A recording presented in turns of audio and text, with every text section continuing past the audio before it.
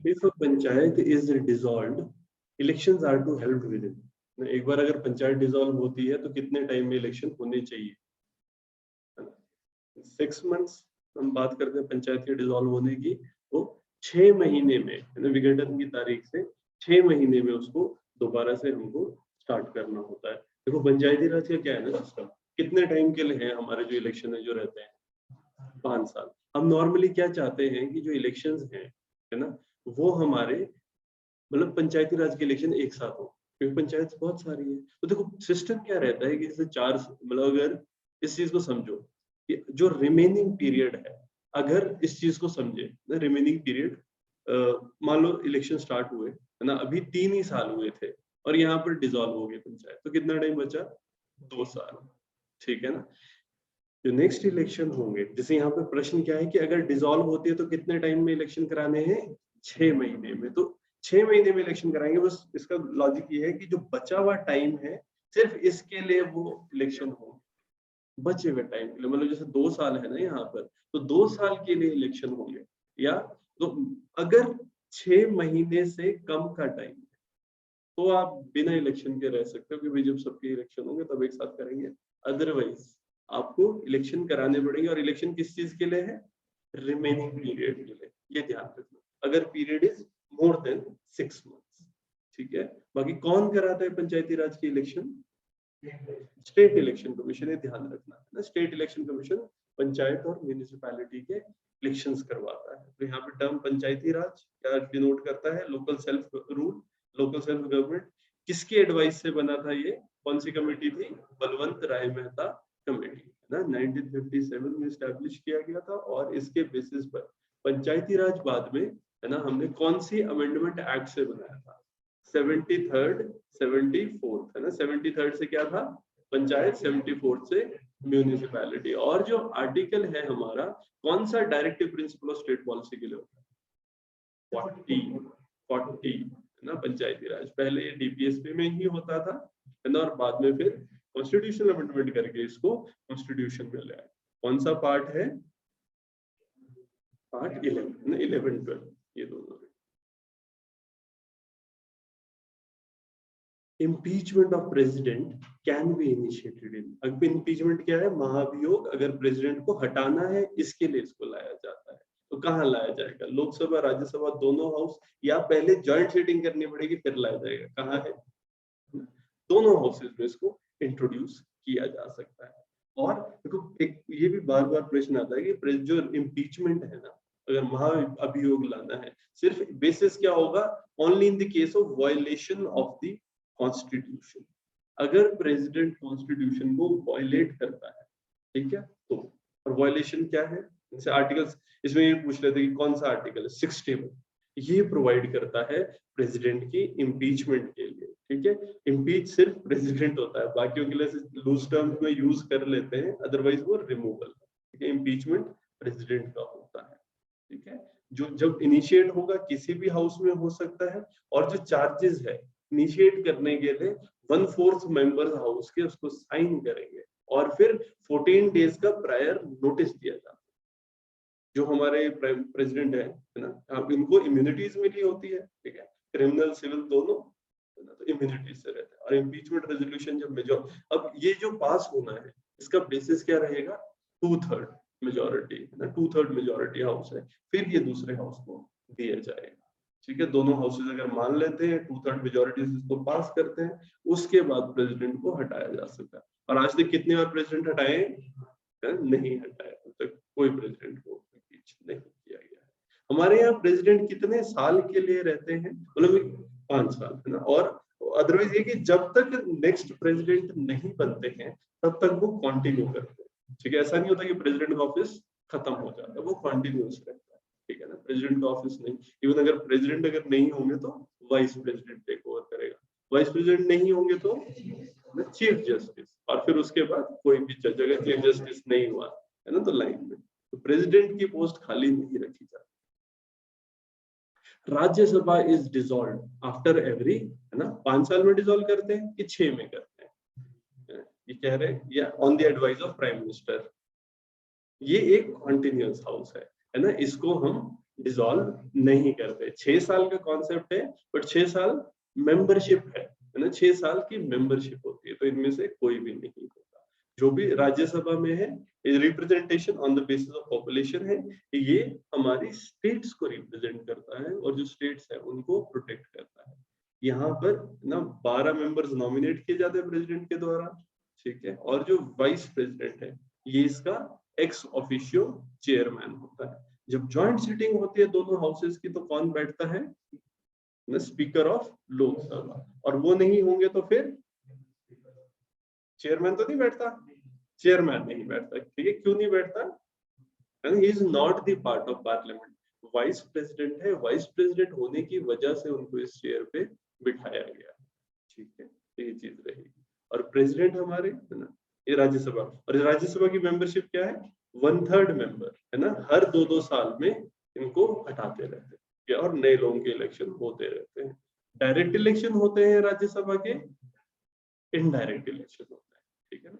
State के जो already elected representatives हैं वो इनको वोट करते हैं on the basis of direct है कि proportional representation, proportional representation. Which of the following is largest committee of the parliament? Public account estimate, public undertaking petition, estimate committee है ना, ये प्राक्कलन समिति है ना, एस्टिमेट कमेटी, प्राक्कलन समिति, ये लार्जेस्ट है। और इसकी एक और चीज, इसमें मेंबरशिप सिर्फ लोकसभा की होती है, ये बार बार रिपीट होता है, ठीक है ना, ये लोकसभा की मेंबरशिप। काम क्या है कमेटी का? ये रिपोर्ट बनाते हैं इकोनॉमी की जो एक्सपेंडिचर है ना, वो प्रॉपरली कंडक्ट किए जा रहे हैं या नहीं। और लोकसभा के मेंबर्स हैं, ये अपने आप में है ना सिलेक्ट करते हैं, और किस बेसिस पर? Proportional representation, single transfer, single transfer. और क्या इसका मेंबर एक मिनिस्टर बन सकता है? मिनिस्टर इसके मेंबर्स नहीं होते, ठीक है ना, ना मेंबर या चेयरमैन। ये ध्यान रखने वाली बात, क्योंकि वो लोग इन्वॉल्व है गवर्नमेंट में, पॉलिसी मेकिंग। तो जो इसीलिए ना, जैसे हम बात करते हैं कि एमपीज हैं, वो क्या करते हैं सारे, तो कमिटीज में होते हैं, बहुत काम होता है एमपी को। Dash is used when the court finds that a particular office holder is not doing legal duty, thereby infringing on the right of an individual. तो इंडिविजुअल अपना काम नहीं कर रहा है, तो फिर कौन से रिट इशू की जा सकती है?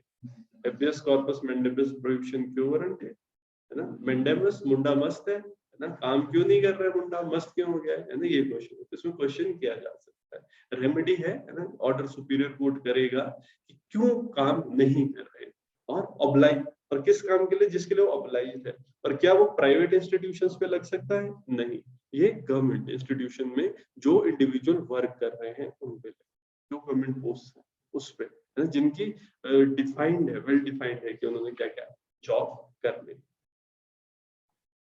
Constitutional post. Which of the following provision is not borrowed by the Indian Constitution from Canadian Constitution? तो इसमें क्या है कि कनाडा से क्या है, और इनमें से कौन सा हमने कनाडा से नहीं लिया है। Federal system with strong centre, centralising tendency की बात हो रही होती है, ठीक है, तो federal system with strong centre. Next, appointment of state governor, क्या गवर्नर में एक सेंट्रलाइजिंग टेंडेंसी है ना, गवर्नर में भी एक सेंट्रलाइजिंग टेंडेंसी रहती है। फिर advisory jurisdiction of the adjudication of supreme court ना, जो एडवाइजरी पावर ना, कि एडवाइजरी जुरिसडिक्शन, यहाँ पर क्या होता है, प्रेसिडेंट एडवाइस डिमांड कर सकता है कि भाई आर्टिकल 143 कि जो कोर्ट है वो उनको एडवाइस करे, और nomination of member to the Rajya Sabha. तो यहाँ पर कौन सा आंसर रहेगा इसका? यहाँ पर नॉमिनेशन ऑफ द, नॉमिनेशन हमने कहां से लिया है? ये आयरलैंड से हमने लिया है, ठीक है। बाकी advisory jurisdiction article 143, federal system में स्ट्रॉन्ग सेंटर हमारे यहाँ पर है ना। तो यूनियन ऑफ इंडिया है, हम क्वाजी फेडरल है, हम शब्द यूज करते हैं क्वाजी फेडरल, ठीक है। Residual power best at the centre, ये चीजें रेजिडुअल कौन सी होती है? Central list, state list, concurrent list, इससे जो बच जाए वो रेजिडुअल लिस्ट में। और अपॉइंटमेंट हमारे गवर्नर्स की, स्टेट गवर्नमेंट की अपॉइंटमेंट, ये सब हमने लिया। अपॉइंटमेंट भी कहीं ना कहीं सेंट्रलाइजिंग वाला एस्पेक्ट है ना, सेंटर का एक रिप्रेजेंटेटिव है जो स्टेट में रहेगा और सेंटर और स्टेट के बीच में कोऑर्डिनेशन स्थापित करेगा। इलेक्ट्रॉनिक वोटिंग मशीन पहली बार किस स्टेट में यूज की गई थी? ईवीएम मशीन कहाँ? ये केरला में पहली बार यूज की गई थी, फर्स्ट टाइम है ना, ये केरला इलेक्शन मई 1980।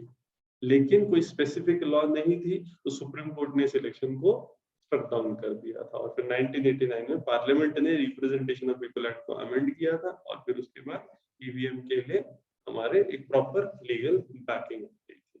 1989 में प्रॉपर लीगल बैकिंग के साथ हुआ और गवर्नमेंट के कंसेंसस से ये ना कब तक है 1998, इसके बाद ही अगर हम देखेंगे कि 1998 के बाद 25 legislative constituencies along Madhya Pradesh, Rajasthan, Delhi करवाया गया। ये जो फुल फ्लेज बड़े स्केल पे जब करवाया गया वो है 1998। तो देखो कहाँ 1982 से 1998 की जब, ठीक है। और अभी आजकल क्या क्या बातें चल रही है इसमें ईवीएम में चलो हैकिंग वाली बात करते रहते हैं साथ में कि अब इसको मतलब वीवीपैट है ना कि आपको एक कागज पे ये भी दिखेगा कि आपने किसको वोट किया है और कुछ सिलेक्टेड जगहों से उसको लिया जाएगा और चेक किया जाएगा और क्रॉस चेक किया जाएगा कि मशीन ठीक चल रही है या नहीं चल रही है, ठीक है। बाकी हाँ, अगर कॉन्फ्लिक्ट सिचुएशन आती है उस टाइम पर उनको दोबारा से भी चेक किया जा सकता है, ठीक है। Which of the following article includes the provision for Election Commission of India? Election commission के लिए कौन सा आर्टिकल है? आर्टिकल 324 या 143 किसका था? Advisory jurisdiction. तो ये 324 यहाँ पर 324(1) ये क्या कहता है? Superintendence direction and control of preparation of electoral roll. तो ये काम है इलेक्शन कमीशन का, इलेक्टोरल रोल बनाता है जिसमें लोगों की इंफॉर्मेशन होती है इलेक्शन के, ठीक है। और किस किस के इलेक्शन कराता है इलेक्शन कमीशन? लोकसभा, राज्यसभा, ठीक है। प्रेसिडेंट के कौन कराता है? प्रेसिडेंट के भी इलेक्शन कमीशन ही कराता है, president, vice president, Lok Sabha, Rajya Sabha. और जो स्टेट है, स्टेट के अंदर जो हमारे पंचायती राज है, पंचायती राज के लिए स्टेट इलेक्शन कमीशन, ठीक है। तो यहाँ पर preparation electoral roll, conduct of election, ये सारी चीजें रहेगी, प्रेसिडेंट, वाइस प्रेसिडेंट। फिर आर्टिकल 324(2) ये कौन स्टेट करता है? इलेक्शन कमीशन में कौन कौन होगा? चीफ इलेक्शन कमिश्नर और जितने भी इलेक्शन कमिश्नर डिटरमाइन किए जाएंगे। अभी कितने हैं? 3 मेंबर्स है टोटल, एक चीफ इलेक्शन कमिश्नर और 2 इलेक्शन कमिश्नर होते हैं। 143 है ना, ये हमारी कंसल्ट किया जा सकता है प्रेसिडेंट के द्वारा सुप्रीम कोर्ट को। Which is the oldest high court in India? सबसे पुराना हाई कोर्ट कौन सा है? बॉम्बे, मद्रास, इलाहाबाद, कलकत्ता, ये Calcutta high court. Calcutta high court सबसे पुराना है, जैसे आप देखेंगे 1 जुलाई 1862, फिर 15 अगस्त में मद्रास हाई कोर्ट बना, 14 अगस्त बॉम्बे हाई कोर्ट, 15 अगस्त मद्रास हाई कोर्ट, फिर 17 मार्च 1866 है ना, इसमें इलाहाबाद हाई कोर्ट बना। पहला कैलकाटा हाई कोर्ट है। सरकार बस ऑयल मार्केटिंग कंपनी को वित्त पोषित करती है। सरकार के जब हाथ पांव फूलने लगे 2014 में उन्होंने डिसाइड किया कि एक काम करिए भाई, आज से आप लोग पेट्रोल डीजल के दाम आज से आप ही तय करिए, बंद करो ये ऑयल बॉन्ड वगैरह, आज से आप।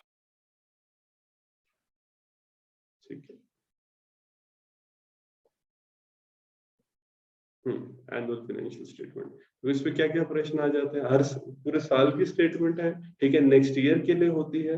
बजट इसको कहा जाता है, जिसने कि बजट टर्म नहीं यूज की गई है कॉन्स्टिट्यूशन में, इसमें annual financial statement term use की गई। और आर्टिकल्स इसमें 112, 110 क्या होता है? मनी, आर्टिकल 110 मनी बिल होता है और एनुअल फाइनेंशियल स्टेटमेंट हमारा 112 होता है, ठीक है। इसमें क्या क्या लिखा होता है? एस्टिमेटेड रिसिप्ट्स कितने होंगे और एक्सपेंडिचर कितना होगा 1 अप्रैल से 31 मार्च अगले साल। 1 अप्रैल से 31 मार्च हमारा फाइनेंशियल ईयर कंसीडर किया जाता है, एनुअल फाइनेंशियल स्टेटमेंट।